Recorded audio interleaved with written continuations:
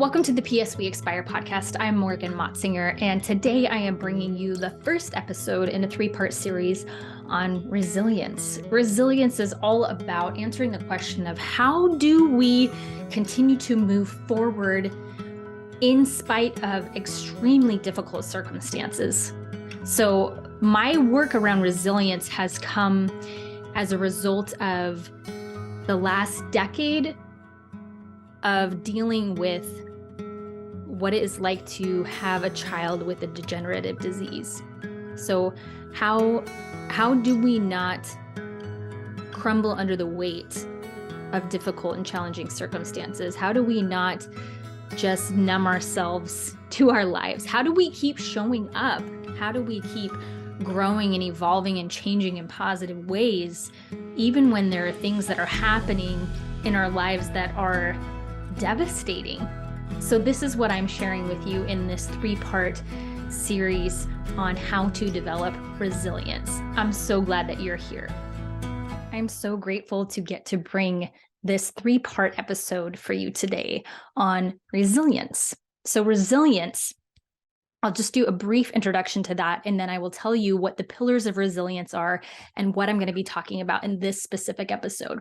So the big question when I think about resilience is, how do we keep moving forward into a life that is meaningful and satisfying to us when we have circumstances or events that happen in our life that derail us? Or what about when we just have this general sense of unease, like we're missing something or that something needs to change or something needs to be different, but we can't quite put our finger on it? How do we move forward and use these events and these feelings to motivate us and move us towards a life that is so satisfying and fulfilling to us, and that we don't just crumble under the weight of these really difficult circumstances? So the idea around resilience that has become pretty clear to me is that there are three main pillars. The first pillar that we're going to be talking about in this episode is to create a process. So this pillar is all about what are the tangible things that I can do in my life to help support becoming resilient and building my resilience muscles. So the first pillar is to create a process. The second pillar is to gain perspective. So this is about how do we shift our mindset? How do we reframe our circumstances or change the way that we think about things that helps us interact with our environment and our circumstances differently? So the second one is gain a perspective. And the third one is to embrace personal responsibility. You've got three P's in the pillars of resilience: create a process, gain perspective, and embrace personal responsibility. I am really excited for you to hear each of these episodes. I maybe am the most excited about the last one about embracing personal responsibility because it is a little bit, makes me feel a little bit grumpy when I think about this. And I think that many people are very resistant to this idea. So this is what I will share with you when I get to that episode. But today we're talking all about creating a process. So if you think about resilience like elasticity or flexibility, if you can imagine a rubber band that you put around your finger and you pull back and you pull back and you pull back, and when you let go, it doesn't just stay right there, unless it's a really old rubber band, but that's not helpful for this illustration. So this metaphor, when you pull it back and you let go, it bounces back and it actually is propelled forward in a new way. There's momentum that's gained with the pulling back. So the idea of elasticity or flexibility or not just staying in the same spot is what this idea of resilience really is. So when we create a process to build resilience, I'm going to share with you some really practical things. First, I want to talk about, though, why do we even need to develop resilience? Why is that important? What are some of the things that could cause us to be thinking about resilience in our own lives? I thought of things like chronic pain or chronic illness, death of a loved one, financial loss. This could be job loss, or the stock market tanks, or real estate dries up, or you get slammed with hospital bills. I know there are so many people that have significant financial hardships as a result of medical bills. And then I also touched on this a little bit in the introduction about this general feeling of unease or restlessness, like something is missing, but I can't quite put my finger on it. So all of these events or these ways of moving through the world, these circumstances in our lives can draw our attention to this idea of resilience. How do I not just crumble under the weight of what's happening in my life, or maybe not even so much crumbling under the weight? I think that it is more common to just check out. It can be choosing coping mechanisms that just numb us enough to the hard things that are happening in our life that then we just start to really miss out on what life is really all about. So for me, some of my checkout habits of choice are entertainment, a lot of kind of mindless scrolling. I have a lot more of a difficult time consuming foods that I know are really helpful for my body when I am feeling really stressed out and really overwhelmed and really anxious. So how do we develop a process that when these hardships happen, or when we have those off days, what is going to keep us going? Motivation is a really tricky concept because motivation isn't always going to be there. Motivation, if we think about motivation as a feeling or an internal kind of like engine to keep us going, it can be very, very unpredictable and unreliable. So creating a process is about, how do I have a idea about what I want to do in my life when these things happen that keep me going forward, regardless of how I feel, regardless of if I'm feeling like doing some of these things or not, I'm still going to do them. I am not an advocate for ignoring how you're feeling. That's not what I'm talking about here. What I am talking about, though, is making decisions ahead of time that work for you, that you can lean into when that internal motivation is not there. So think about when you go to a doctor and they have their checklist of things to go through. So I'm looking for a new therapist, and I was filling out all of the intake forms on her website, and it had, page after page after page of, some of them were, privacy policies, some of them were financial agreements. And then there are all these questions about like, how much have you felt this in the last week? How much have you felt like this in the last week or last month? Have you struggled with these types of thoughts? And then had the fill in the blank questions about, what are the things that are going on in your life right now that you want to address in counseling. So there was a very clear process that was a diagnostic process so that we can make sure that we're on the same page.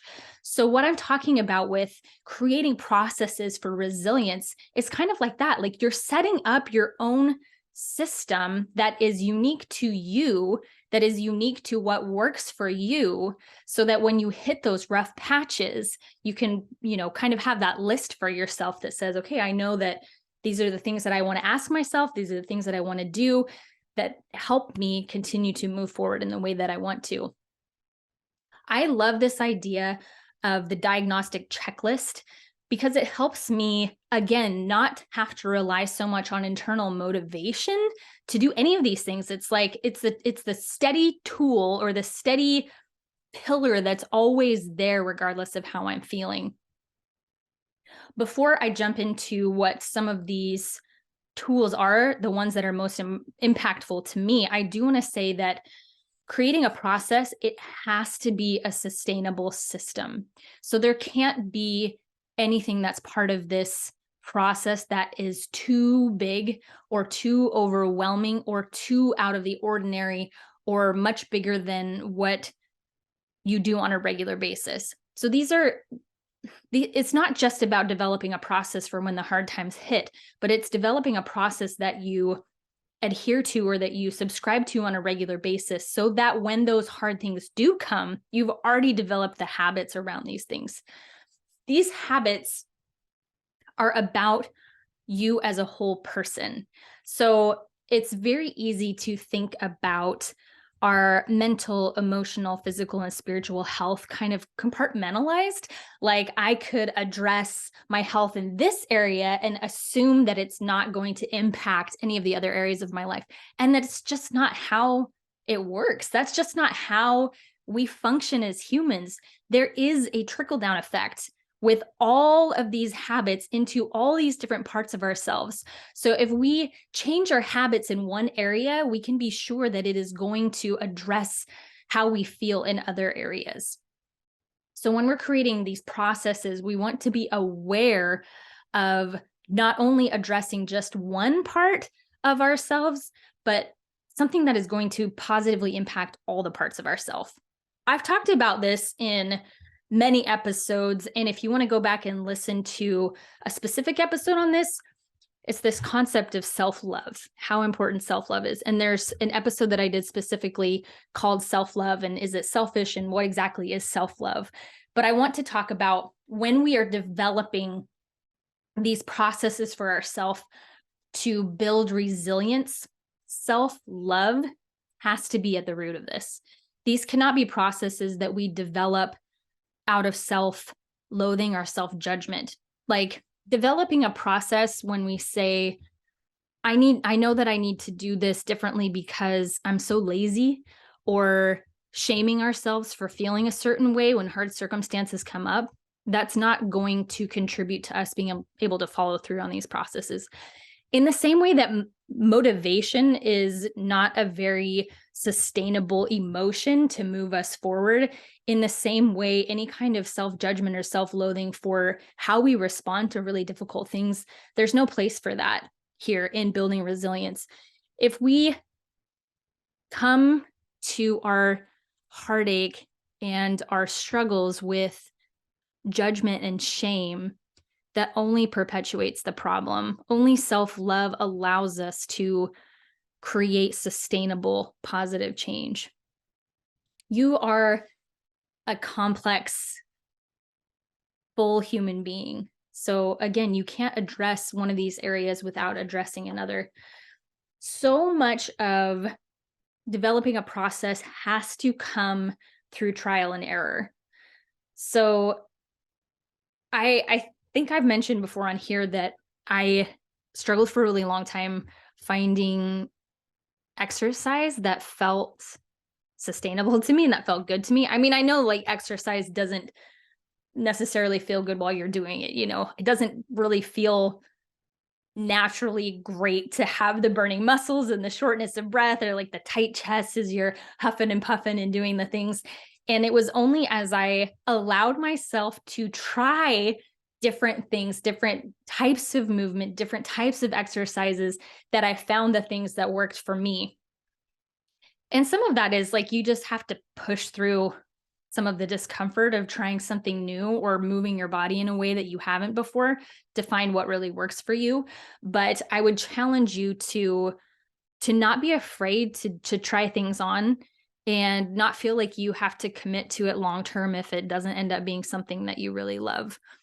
So for me, my trial and error, not just when it comes to like physical movement, but my trial and error has helped me dial in on 6 things that are my go-tos for building resilience. So these are not things that I necessarily do every single day. Some of them are, but they're really like that when it comes to like that diagnostic checklist. These are the 6 areas that I can ask myself, okay, how much are you doing these things?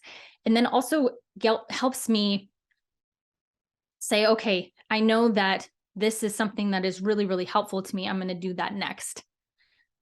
So my 6 things, my 6 go-tos are, number 1, rest. How well am I sleeping? How much sleep am I getting at night? What kinds of things am I trading my sleep for? What things am I eating are impacting my sleep quality?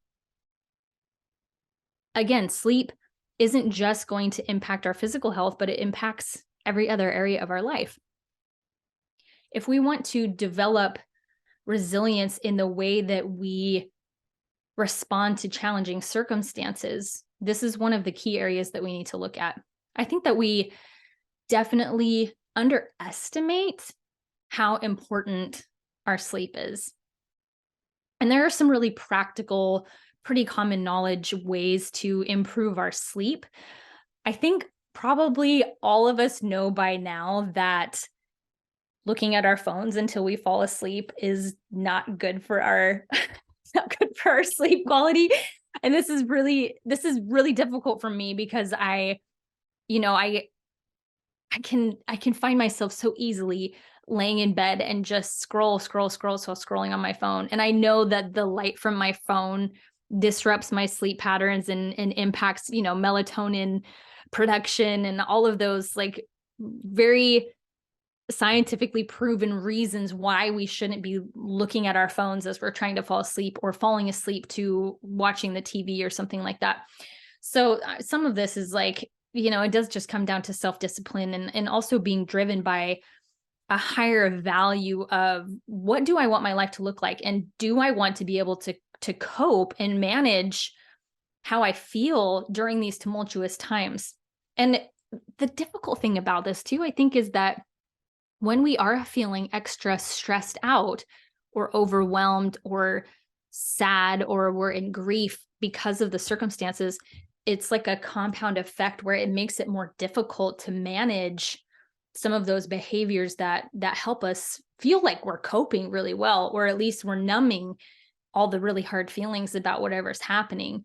And so again, like having this process in place helps us be able to stick to that plan, even when it doesn't feel great to do that. So on a very practical level, I remember years ago hearing about this man who had decided that in his household, he wanted to make sure that his whole family, he and his wife obviously decided this together and wanted to have this be a positive impact on their children. They decided to put their internet router on a timer. So every night at 9 o'clock, it's like the timers that you plug in for your Christmas lights. So they plugged their router into this timer, and every night at 9 o'clock, internet would go off. So any cell phone usage or computer usage or streaming on your TV or whatever, 9 o'clock was the cutoff for that. And, obviously there's like ways around that. You can go plug your router back in or whatever, but it's really about creating these barriers of resistance to habits that don't really serve you.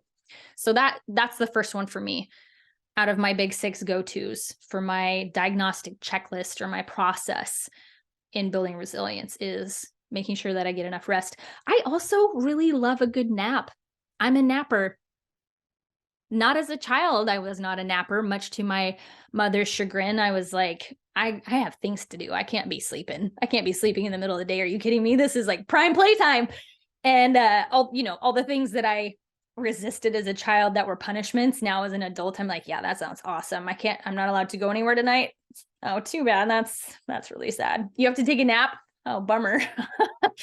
No dessert. Yeah, that's okay too, I guess.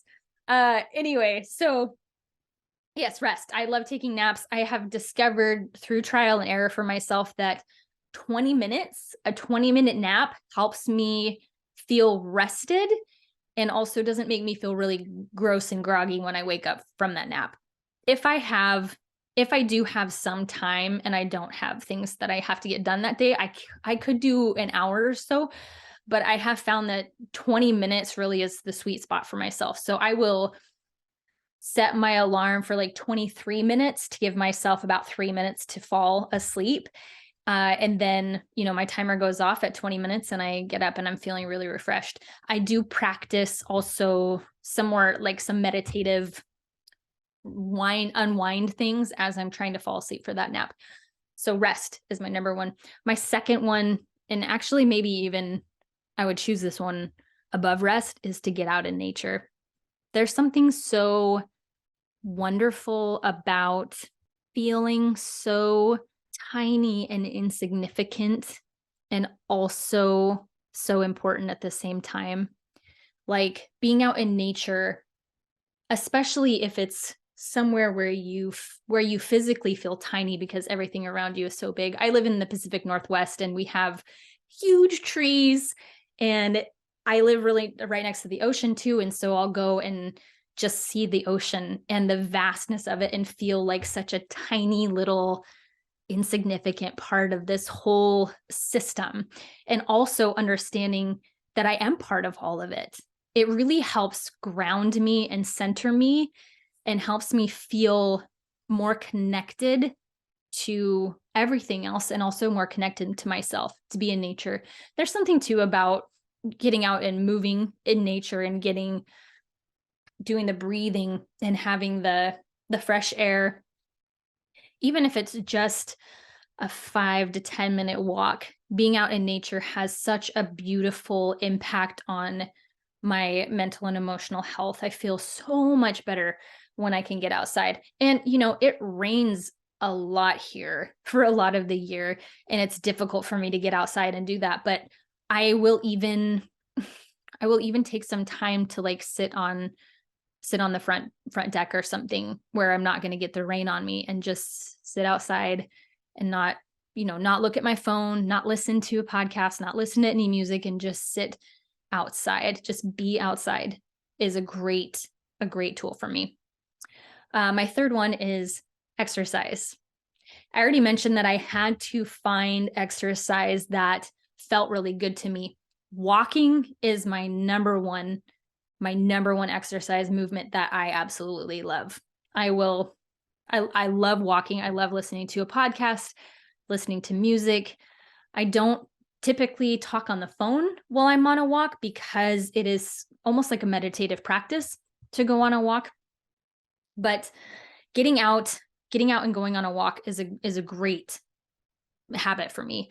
I love yoga in the same way that walking helps me be contemplative and helps me focus on my breath and my body. Yoga does that for me as well. And the third thing that was really surprising to me was when I discovered how much I loved weightlifting. And I don't get in the gym and do all the the power lifting things or anything like that. But I get my dumbbells and I do some of the machines and I do some of the deadlifts and stuff like that. And it feels so good to lift heavy things. And it feels so good to see what my body is capable of. So for you, it may not be any of those things, but it may be dance. It may be, a Zumba class. It may be step aerobics. It may be jumping on the trampoline. It may be running. It may be jujitsu or a karate or some other type of martial art. But the exercise again, it's like we know scientifically that exercise is good for us. We know that it releases good endorphins and all the things that come with physical exercise. But when we can make it part of our process, then we are more likely to continue to do those things, even when we just don't feel like it. So rest, nature, exercise. My fourth one is meditation.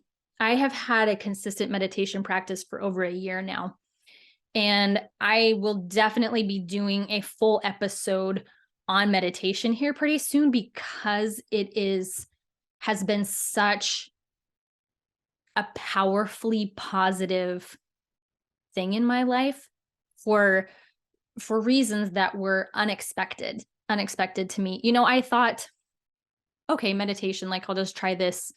I felt like it was kind of woo-woo and I'll just, I'll give it a shot.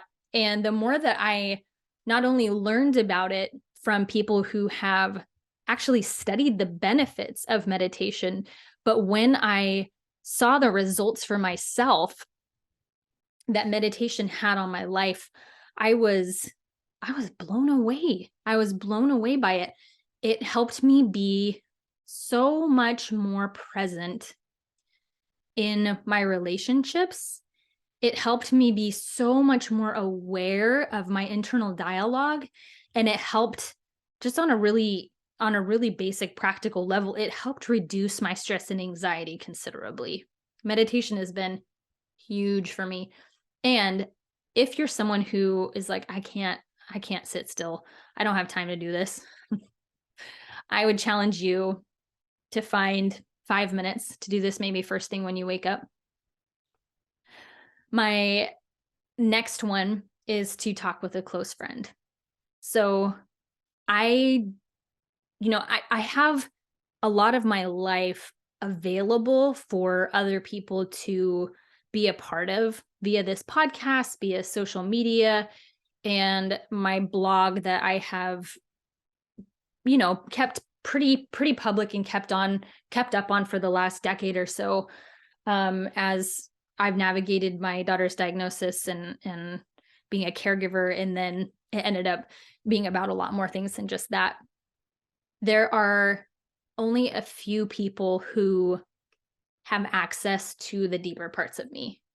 So I don't share everything out in public with all the people, with everybody.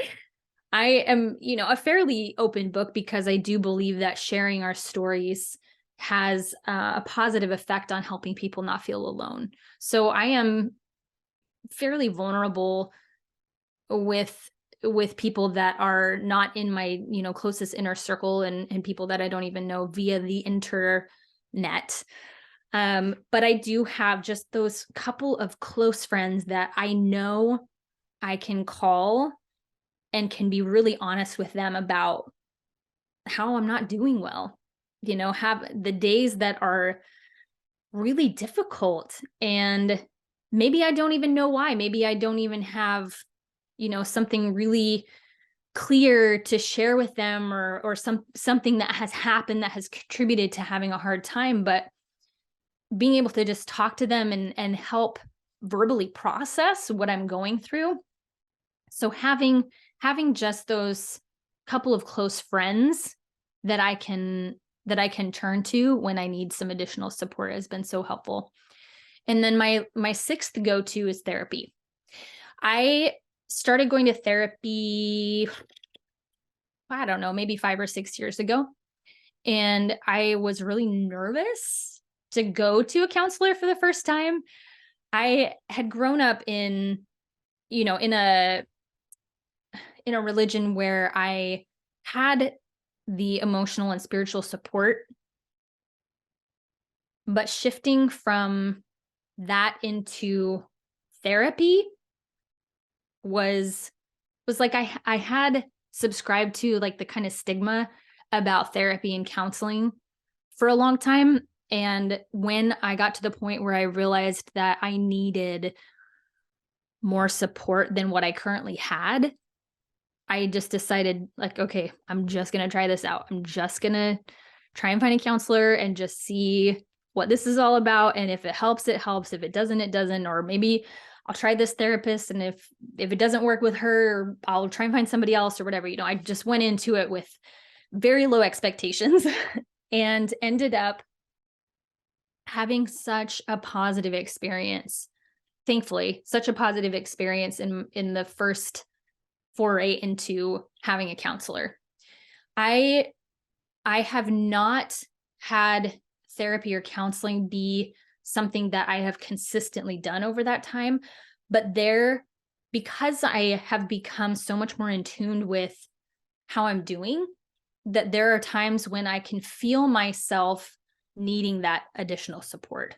So for some people, having weekly therapy or biweekly therapy, forever is so helpful and so important. Again, like having that tool in your toolbox that is a consistent support for you. And then there are other people that need it occasionally.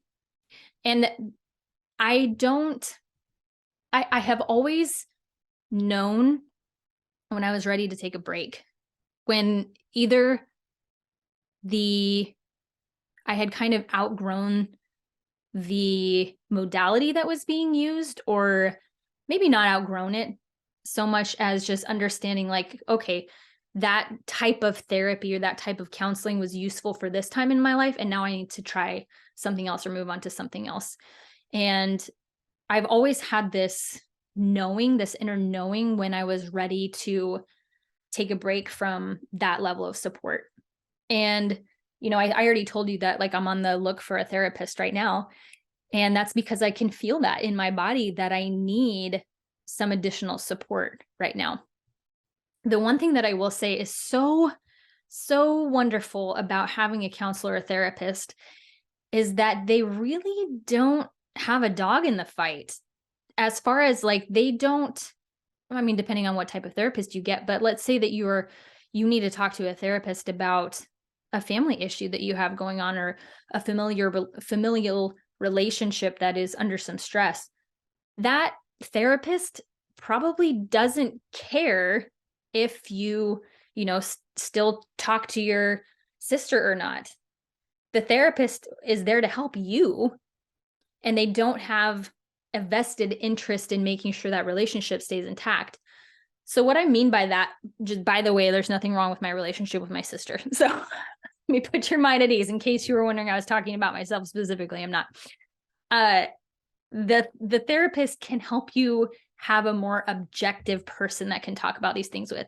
I have found this to be so helpful in the times when I was feeling so much grief around my daughter's diagnosis, that talking to people who were so very close to my circumstances because they either are related to Annie, or are close to us, or they know her.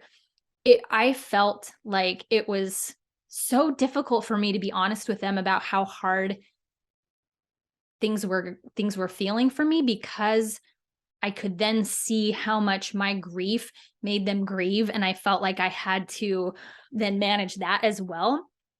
And so one of the beautiful gifts that therapy has given me was to be able to feel like I don't have to try and manage how that other person is feeling. I can just feel what I'm feeling, and I can let it all out. Some of this has been a tough learning for me, because the first time I went to counseling, I was like pretty stoic and factual and pulled together for the first several weeks that I was seeing her. And it was probably maybe a month into our counseling relationship where I then started to cry in my sessions, maybe just a little bit at first. And then next thing I knew, it was like every session I was spending so much of the session crying and working through things. And so I realized that for myself, like, as someone who is deeply empathetic, it's like the shadow side of that, I guess, where I feel like I have to manage how other people are feeling, which makes it difficult for me to really say how I'm feeling. Anyway, that's just a little aside thing, but that is why one of the reasons why therapy has been such a powerful go-to in the process that I've created for myself for resilience. Your support system, outside of just the process that you create for yourself, the support system that you have is also a important and necessary part of resilience. So part of this pillar of creating a process also is around what supports you have in place. What other people outside of yourself do you have in place? So I've already talked about, a close friend that you can talk to, a therapist that offers additional support, but also, your partner, your spouse, your family, your additional friends, a coach or a mentor, your support system. When it comes to resilience, I cannot tell you enough how important it is to not try and navigate this alone. Don't try and navigate these really difficult circumstances by yourself.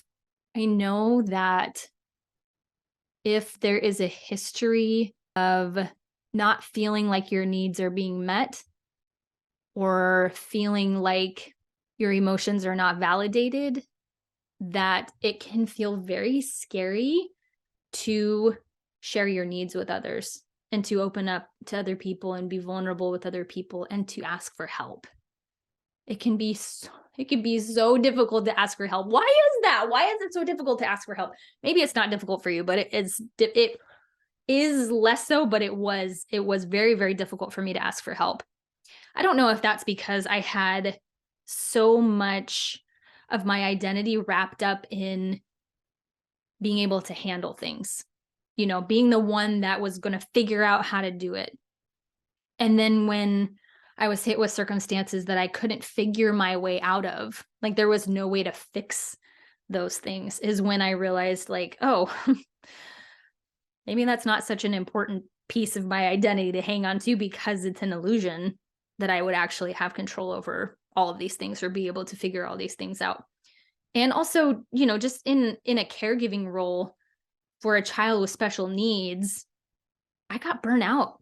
I was tired, and finally getting to the spot where I was asking for help because I wasn't able really to care for my children in the way that I knew that I really wanted to, pushed me to be more brave in asking for help from outside support.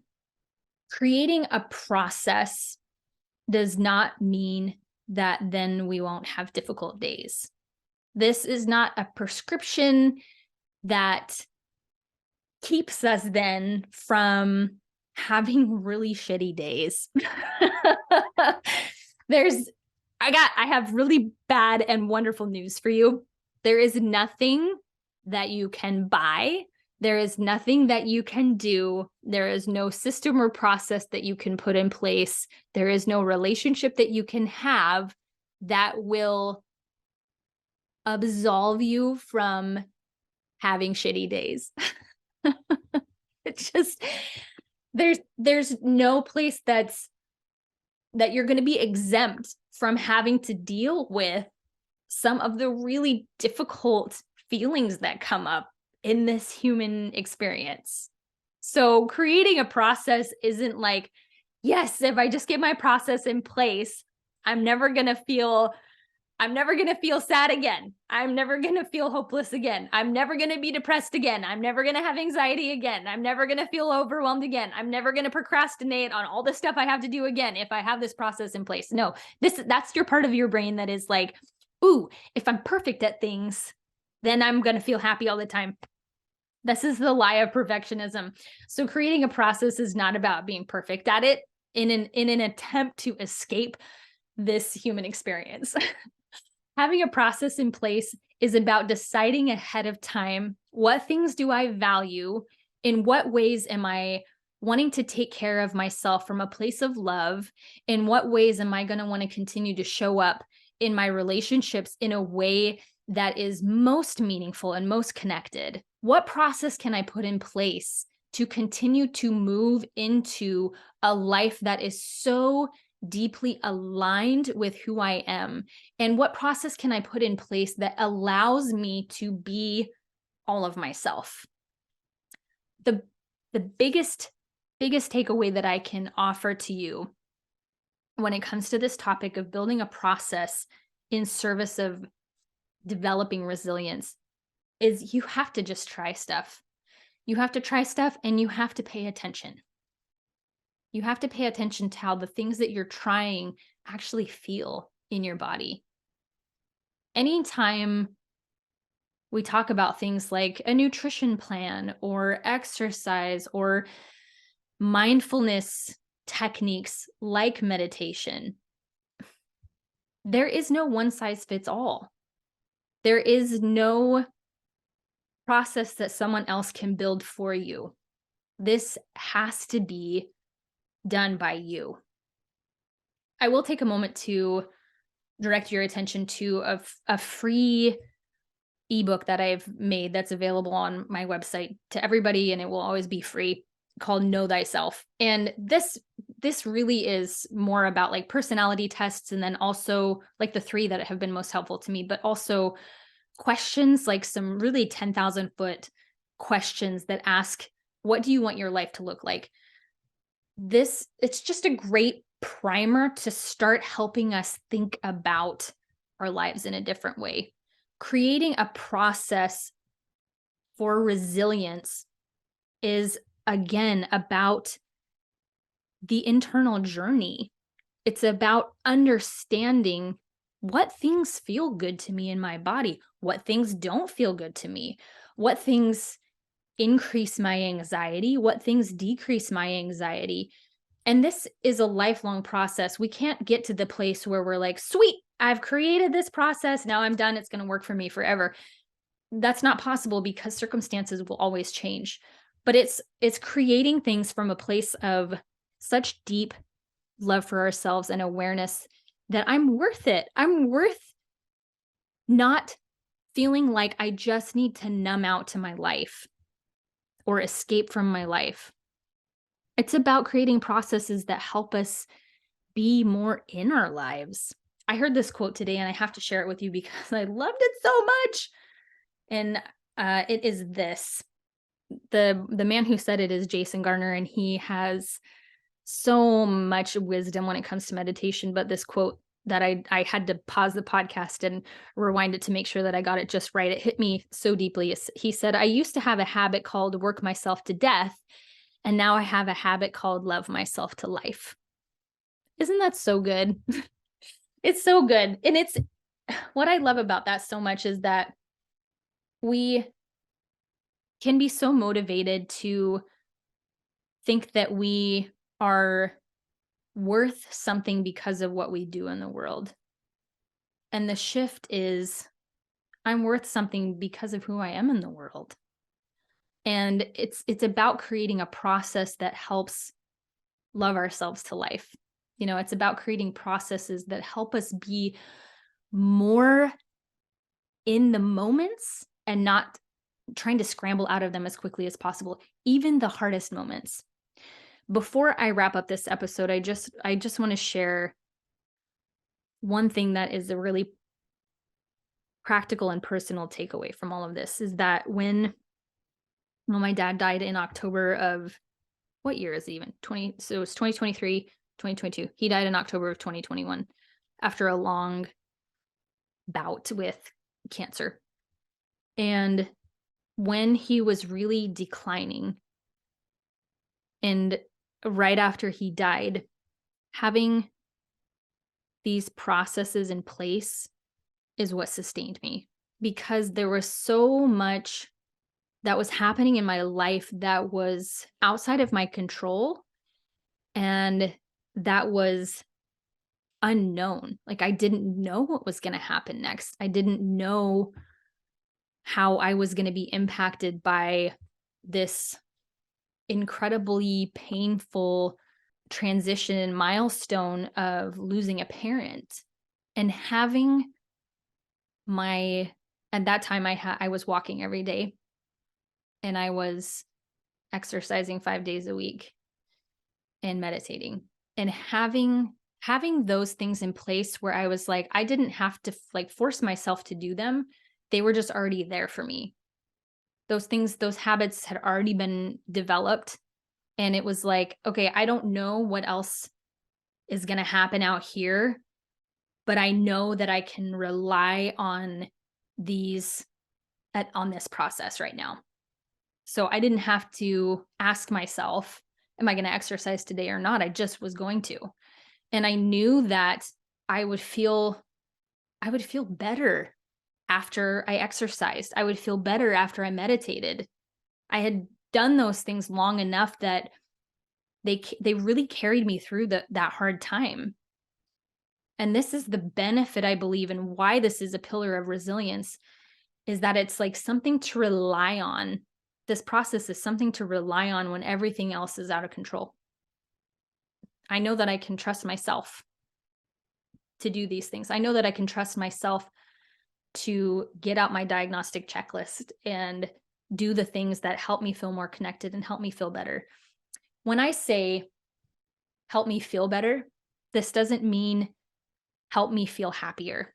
This means they help me be better at feeling. These processes help me be better at feeling whatever I really am feeling. These processes help me be better at not numbing the uncomfortable emotions. These processes help me be more present in my life. So that's what I have for you today, is an encouragement to develop a process for yourself. My guess is that you already know 3 or 4 things that always help you feel better. You already know. And you also know which things help you feel better in the moment, but don't help you feel better long term. So you know that that bottle of wine helps you feel better in the moment, but doesn't help you feel better long term. You know that those dopamine dumps from scrolling social media help you feel better in the moment, but don't help you feel better long term. So start to get intentional, start to be honest with yourself about what things help you feel better long term, and start to do those things regularly, and start to rely and lean on those things when really difficult stuff comes up. Because I have news for you. They will.